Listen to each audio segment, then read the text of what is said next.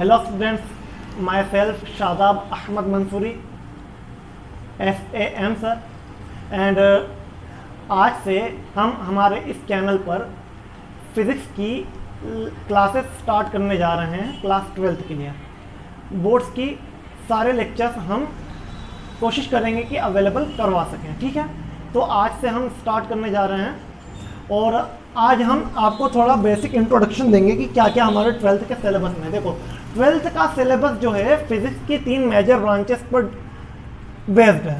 पहली जो ब्रांच है वो है इलेक्ट्रोमैग्नेटिज्म, आज हम इसी के ऊपर चर्चा करेंगे।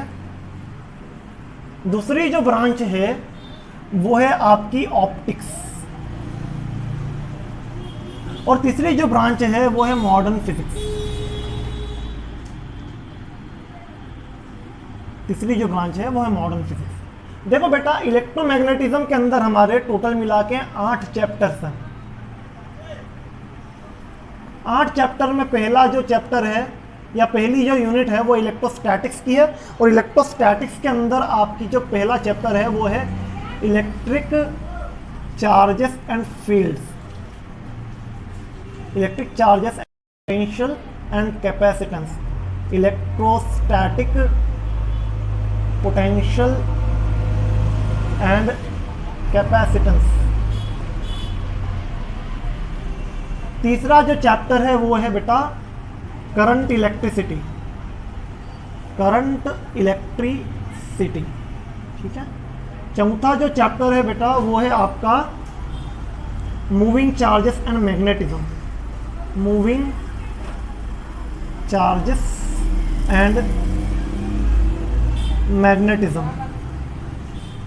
पांचवा जो चैप्टर है बेटा वो है आपका magnetism and matter, magnetism and matter. छठा जो चैप्टर है बेटा वो है आपका इलेक्ट्रोमैग्नेटिक इंडक्शन, इलेक्ट्रोमैग्नेटिक इंडक्शन। अभी सिर्फ हम बातें कर रहे हैं, ठीक है।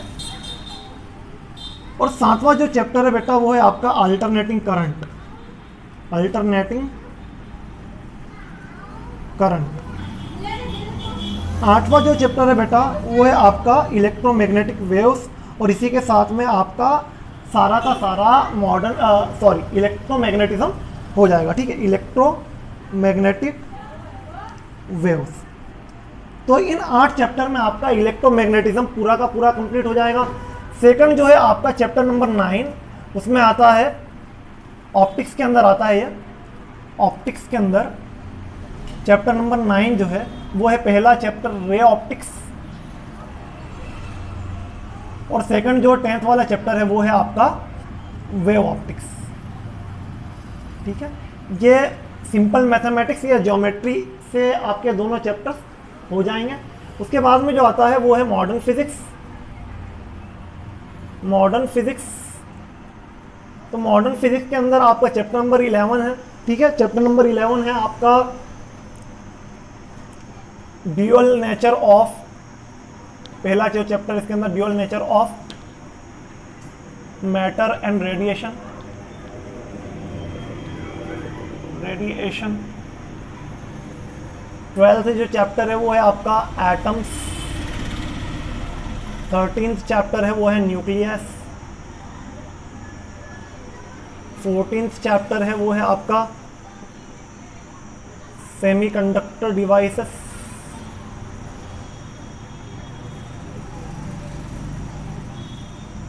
ठीक है, और इसी के साथ में आपका 12th का कंप्लीट चैप्टर का हमने आपको एक व्यू यहाँ पर दे दिया है। ठीक है, तो बेटा आज हम स्टार्ट करेंगे इलेक्ट्रोमैग्नेटिज्म। तो आपको ये पता होना चाहिए कि इलेक्ट्रोमैग्नेटिज्म कौन सी ब्रांच है फिजिक्स की। ठीक है, तो हम इसको रब करते हैं और चलते हैं इलेक्ट्रोमैग्नेटिज्म की तरफ।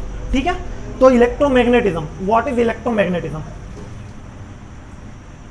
बेटा इलेक्ट्रोमैग्नेटिज्म की जब हम बात कर रहे हैं तो उसके अंदर देखो 2 वर्ड्स हैं जिनका ये कॉम्बिनेशन है। एक है इलेक्ट्रो, दूसरा मैग्नेटिज्म। मतलब कहीं ना कहीं हम इलेक्ट्रिसिटी और मैग्नेट के आसपास घूमने वाले हैं। ठीक है, तो देखो इलेक्ट्रोमैग्नेटिज्म में हम सारी की सारी जो स्टडी करते हैं वो बेसिकली चार्ज के ऊपर करते हैं। ठीक है, तो मैं लिख देता हूँ इलेक्ट्रोमैग्नेटिज्म के ऊपर, electromagnetism electromagnetism is basically study of charge. क्या है बेटा? Study of charge. अब चार्ज की स्टडी 3 तरह से की जा सकती है। चार्ज की स्टडी मैं कहता हूं 3 तरह से की जा सकती है। एक सेकेंड। चार्ज की स्टडी बेटा 3 तरह से की जा सकती है। पहला, वो जब चार्ज रेस्ट पर हो। चार्ज जब रेस्ट पर हो, तो चार्ज जब रेस्ट पर हो तो इस ब्रांच को हम कहते हैं इलेक्ट्रोस्टैटिक्स। इलेक्ट्रोस्टैटिक्स, ठीक है, चार्ज रेस्ट पर हो, ठीक है। दूसरी जो ब्रांच है, दूसरी तरह की जो स्टडी है वो है charge in motion. Charge in motion, charge in motion. और देखो जब चार्ज मोशन में आता है, ठीक है, चार्ज मोशन में आता है, बट यहां पर नो एक्सेलरेशन। चार्ज मोशन कर रहा है लेकिन एक्सेलरेशन नहीं, ठीक है, उसकी वेलोसिटी जो है वो कांस्टेंट है। तो यहां पर फिर आपकी 3 चीजें हैं, एक तो करंट, इलेक्ट्रिसिटी,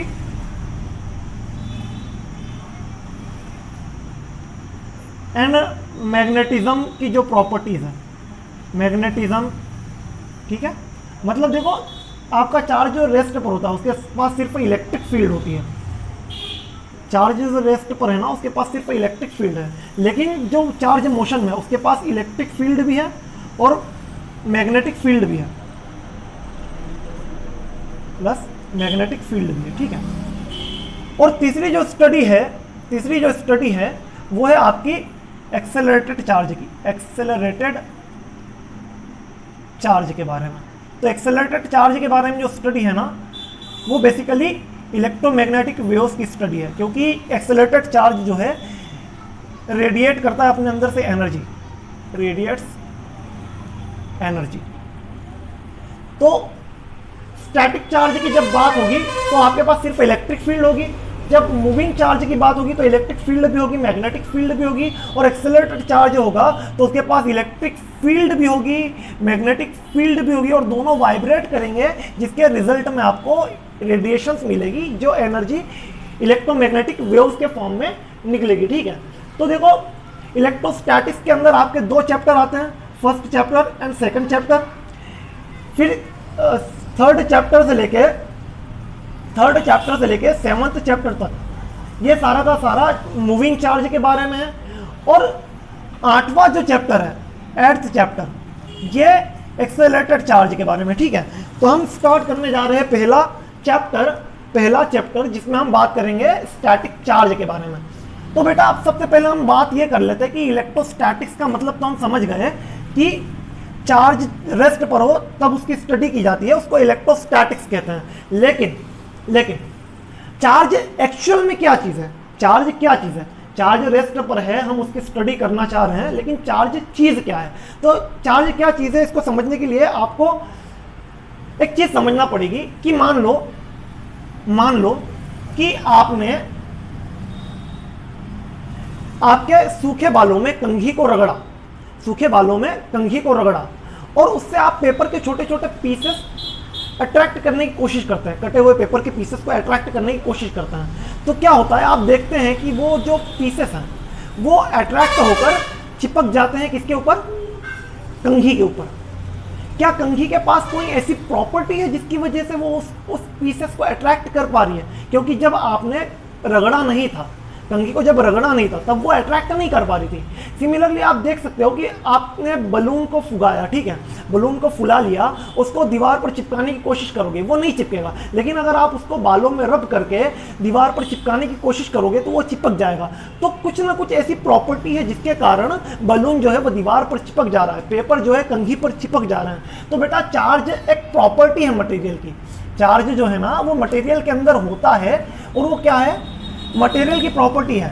तो we can define charge as basic property of material, basic property of material. अच्छा, बेसिक प्रॉपर्टी ऑफ मटेरियल। अब क्या काम करता है? तो जिसके कारण, इस चार्ज के कारण, जब उसको किसी इलेक्ट्रोमैग्नेटिक फील्ड में रखा जाता है ना उस मटेरियल को, तो अपने ऊपर एक तरह का फोर्स एक्सपीरियंस करता है। By the virtue of which a material experiences a force on it, कब? जब उसको किसी इलेक्ट्रोमैग्नेटिक फील्ड में रखा जाए, ठीक है। when placed in an, या तो इलेक्ट्रिक फील्ड में या फिर मैग्नेटिक फील्ड में और इलेक्ट्रोमैग्नेटिक फील्ड में, जब किसी चार्ज को किसी एक्सटर्नल इलेक्ट्रिक फील्ड में या मैग्नेटिक फील्ड में या दोनों में रखा जाए, इलेक्ट्रिक फील्ड और मैग्नेटिक फील्ड के कॉम्बिनेशन को कहते हैं इलेक्ट्रोमैग्नेटिक फील्ड, तो इनमें रखा जाए तो उसके ऊपर एक तरह का फोर्स एक्सपीरियंस होता है। अच्छा, बात करें चार्ज कैसी क्वांटिटी है, तो चार्ज एक scalar quantity, charge is a scalar quantity. इसकी यूनिट क्या है, तो बेटा इसकी यूनिट जो है वो है कूलॉम। इसको कैपिटल सी से रिप्रेजेंट करते हैं। अच्छा, सिंबल की बात करें तो इसका सिंबल है क्यू, स्मॉल क्यू या कैपिटल क्यू, ठीक है। अगर हम बात करें इसके डायमेंशनल फॉर्मूले की,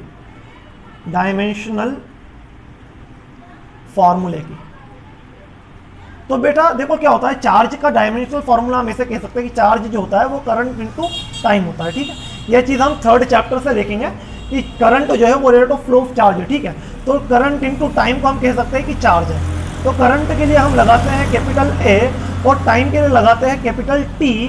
तो हम इन तीनों को अगर फंडामेंटल टर्म्स में लिखना चाहें तो चार्ज का जो डायमेंशनल फॉर्मूला बनेगा वो m की पावर 0, l की पावर 0, t की पावर 1 एंड a की power 1। So the dimensions of charge are 0 0 t 0 0 1 1 in terms of m l t and a, ठीक है। m0 l0 t a is dimensional formula of charge. अच्छा, अब बात करते हैं चार्ज की प्रॉपर्टीज की, चार्ज की कैरेक्टरिस्टिक की। तो देखो चार्ज की कुछ कैरेक्टरिस्टिक हम आपके सामने बताने जा रहे हैं, ठीक है।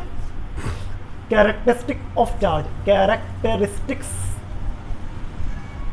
Of charge. तो सबसे पहली चीज वो क्या है बेटा कि चार्ज जो है वो कंजर्व्ड होता है, ठीक है। मतलब इसको हम कह सकते हैं कि principal of conservation of charge, principle of conservation of charge क्या होता है बेटा, जिस तरह से आपने principal of conservation of energy पढ़ा कि energy can not be created and can not be destroyed but can be transformed, ठीक है। मतलब ना तो एनर्जी को आप बना सकते हो, ना ही उसको खत्म कर सकते हो, ना ही उसको नष्ट कर सकते हो, लेकिन आप उसको ट्रांसफॉर्म कर सकते हो, एक फॉर्म से दूसरे फॉर्म में बदल सकते हो, ठीक है। तो उसको हम कहते हैं कंजर्वेशन ऑफ एनर्जी, ठीक है। इसी तरह से principal of conservation of charge है कि चार्ज को ना तो बनाया जा सकता है, नहीं उसको खत्म किया जा सकता है, नहीं उसको नष्ट किया जा सकता है, बट उसको एक बॉडी से दूसरी बॉडी में ट्रांसफर किया जा सकता है। That means charge can not be created and can not be destroyed but can be transferred from one body to another, ठीक है। तो ये हो गई principle of conservation of charge की बात। मैं यहां पर लिख देता हूं उस चीज को भी, charge can not be created, writing खराब हो गई बेटा, created and can not be destroyed but can be transferred from one body to another, ठीक है।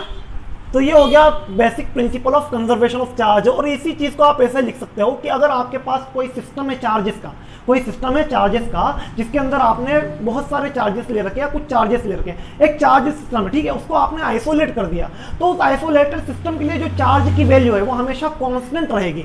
That means for an isolated system क्या होगा भाई, charge is always constant, charge is always constant, या कांस्टेंट के साथ आप लिख सकते हो कंजर्व्ड। इसी को कहते हैं बेटा principal of conservation of charge. दूसरी चीज क्या देखो, दूसरी चीज है क्वांटाइजेशन ऑफ चार्ज। चार्ज जो होता है ना बेटा वो क्वांटाइज्ड होता है, या इसको यूं लिख लो, principle of quantization of charge, principle of quantization of charge. समझो बेटा, देखो क्या है, आपके पास कोई न्यूट्रल बॉडी है, ठीक है, न्यूट्रल बॉडी है, तो बॉडी जो है वो सबसे बेसिक यूनिट एटम से मिलकर बनी है, और एटम के अंदर प्रोटॉन्स होते हैं, न्यूट्रॉन्स होते हैं और इलेक्ट्रॉन्स होते हैं। तो देखो बेटा, ये आपके पास एटम है, एटम के न्यूक्लियस में प्रोटॉन है प्लस चार्ज है, ठीक है, और आइड साइड क्या है, उसके शेल्स है जिसमें इलेक्ट्रॉन्स मोशन कर रहे हैं, ठीक है। अब हमको एक चीज़ पता है कि प्रोटॉन्स के ऊपर क्या होता है, प्रोटॉन्स के ऊपर जो होता है वो पॉजिटिव चार्ज होता है, मतलब न्यूक्लियस के अंदर पॉजिटिव चार्ज है, ठीक है, और इलेक्ट्रॉन्स के ऊपर नेगेटिव चार्ज है।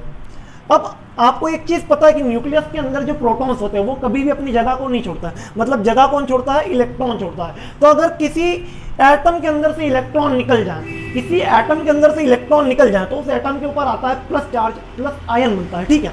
उसी तरह से अगर कोई एटम इलेक्ट्रॉन गेन कर जाए वो नेगेटिव आयन बनता है, मतलब उसके ऊपर नेगेटिव चार्ज आ जाता है, ठीक है। तो कुल मिला के हमको एक चीज़ समझ में आती है कि इलेक्ट्रॉन्स के ट्रांसफर की वजह से ही चार्ज का ट्रांसफर होता है, मतलब जो नेचर में सबसे छोटा चार्ज है, नेचर में जो सबसे छोटा चार्ज है वो एक इलेक्ट्रॉन का चार्ज है।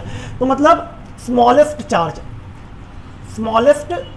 चार्ज की बात करूं तो स्मॉलेस्ट चार्ज क्या है, charge of one electron, charge of one electron. और एक इलेक्ट्रॉन पर चार्ज कितना होता है, वन इलेक्ट्रॉन पर चार्ज होता है 1.6 × 10⁻⁻19 कूलम्स। बहुत छोटा चार्ज है, देखो 10⁻⁻19 में है, मतलब बहुत छोटा चार्ज, ठीक है, बहुत छोटा चार्ज है। अब इतना छोटा चार्ज है, ठीक है, इतना छोटा चार्ज है एक इलेक्ट्रॉन का, तो आप किसी भी मटेरियल से निकालोगे तो हमेशा क्या निकालोगे, या तो एक इलेक्ट्रॉन निकालोगे, या 2 इलेक्ट्रॉन निकालोगे, या 3 इलेक्ट्रॉन निकालोगे, या 4 निकालोगे, 5 निकालोगे, किसी भी इंटीजर के फॉर्म में निकालोगे।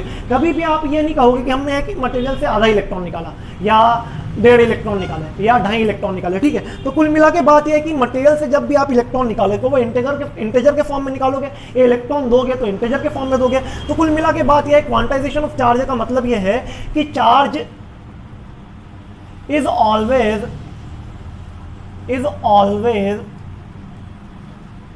transferred in integral multiple of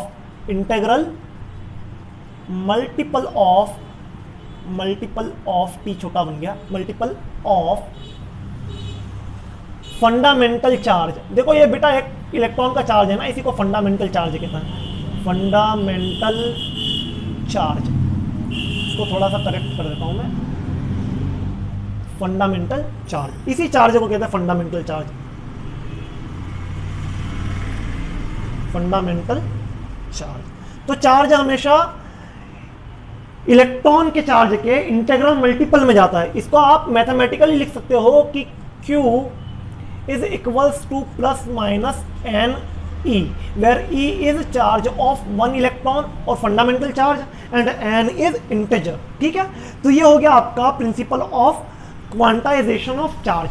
देखो बेटा, आप चार्ज के टाइप्स के बारे में बात करें, चार्ज के टाइप्स के बारे में बात करें तो चार्जेस जो है बेटा आपके पास में 3 तरह के। पहले आप इसका स्क्रीनशॉट ले ले तो ज़्यादा बेटर रहेगा, ठीक है। तो अब हम बात करते हैं, अच्छा ले लिया स्क्रीनशॉट, आगे बढ़ते हैं, ठीक है, आगे बढ़ते हैं। हम आपसे बात कर रहे हैं किसके बारे में, हम बात कर रहे हैं चार्जेस के टाइप्स के बारे में, चार्जेस के टाइप्स के बारे में। तो देखो 2 तरह के चार्ज आपने देख लिए, एटम के अंदर 2 तरह के पार्टिकल्स होते हैं, 3 तरह के पार्टिकल्स होते हैं, लेकिन एक तो होते हैं न्यूट्रल जिनको हम अनचार्ज पार्टिकल कह सकते हैं, दूसरी तरह के जो पार्टिकल्स है आपके पास में वो है पॉजिटिव, और एक तरह के पार्टिकल जो है वो नेगेटिव है, ठीक है। मतलब चार्ज आपके पास 2 तरह का है, चार्ज आपके पास 2 तरह का है। टाइप्स ऑफ चार्ज, तो देखो आपके पास 2 तरह के चार्ज है, एक है पॉजिटिव चार्ज और एक होता है नेगेटिव चार्ज। देखो एक चीज, बहुत अच्छी चीज बताता हूं मैं। देखो पॉजिटिव चार्ज जो होता है ना वो इलेक्ट्रॉन डिफिशिएंसी के कारण होता है। क्या होता है? इलेक्ट्रॉन डिफिशिएंसी के कारण होता है, इलेक्ट्रॉन की कमी के कारण होता है, ठीक है। और नेगेटिव चार्ज जो होता है वो इलेक्ट्रॉन के एक्सेस के कारण होता है, किसी के पास इलेक्ट्रॉन ज़्यादा है मतलब उसके पास नेगेटिव चार्ज ज़्यादा है, और किसी के पास इलेक्ट्रॉन की कमी है मतलब उसके पास पॉजिटिव चार्ज है, इलेक्ट्रॉन की कमी हो गई, ठीक है। अब बात करते हैं इन चार्जेस के बिहेवियर की। तो देखो बेटा, जो भी प्लस प्लस है